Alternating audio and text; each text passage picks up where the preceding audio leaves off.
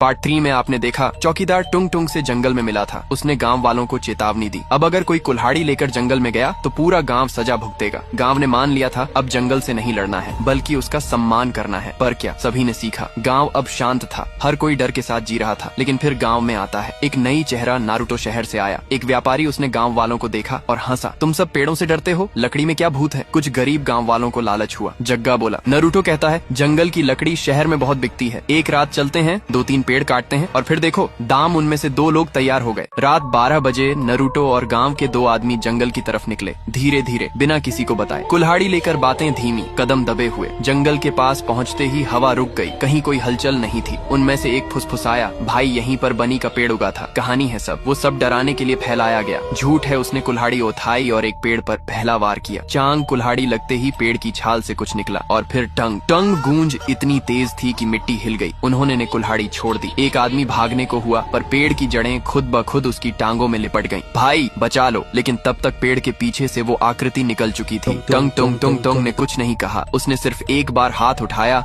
और उसका चेहरा डर से सफेद पड़ चुका था। वो चीखा, माफ कर दे, मुझे नहीं पता था। लेकिन चीख सुनी नहीं गई और 10 सेकंड बाद तीनों गायब थे। अगली सुबह गांव वाले खेतों की तरफ निकले और देखा 3 नए पेड़ उगाए थे। उनकी छाल पर नाम खुदे थे, नारुतो और उन 2 आदमियों का जो रात जंगल गए थे। चौकीदार समझ गया नियम टूट गया है। चौकीदार ने पंचायत में गांव वालों को इकट्ठा किया। अब टुंग टुंग किसी को चेतावनी नहीं देगा, अब वो सीधे सजा देगा पूरे गांव को। अगर हमने अब भी नहीं समझा तो अगली बार घरों से लोग नहीं गायब होंगे, पूरा गांव पेड़ बन जाएगा। रात गांव में हवा बहुत तेज थी। दरवाजे खुद ब खुद हिलने लगे। दीवारों में फिर से लकड़ी की दरारें उभरने लगी। बच्चों के कमरे में मिट्टी की गंध भरने लगी। और फिर पूरा गांव एक साथ सुनता है, टंग टंग। पर इस बार आवाज जंगल से नहीं, हर घर के भीतर से आ रही थी। अगली सुबह गांव बिल्कुल शांत था। दरवाजे खुले थे लेकिन कोई बाहर नहीं आया। चौकीदार का घर भी खुला पड़ा था। और फिर गांव के चारों ओर के खेतों में सैकड़ों पेड़ उग चुके थे। हर पेड़ की छाल पर एक नाम था। हर नाम गांव के किसी सदस्य का था। टुंग टुंग का नियम तोड़ा गया था। अब जंगल ने अपना ले लिया। पूरा गांव अब वो जंगल वीरान नहीं, आबाद है। इंसानों से नहीं, इंसानों के पेड़ों से। कोई वहां जाने की हिम्मत नहीं करता और अगर कोई वहां पहुंच भी जाए तो उसे सिर्फ एक आवाज सुनाई देती है, Tung tung tung tung sahur.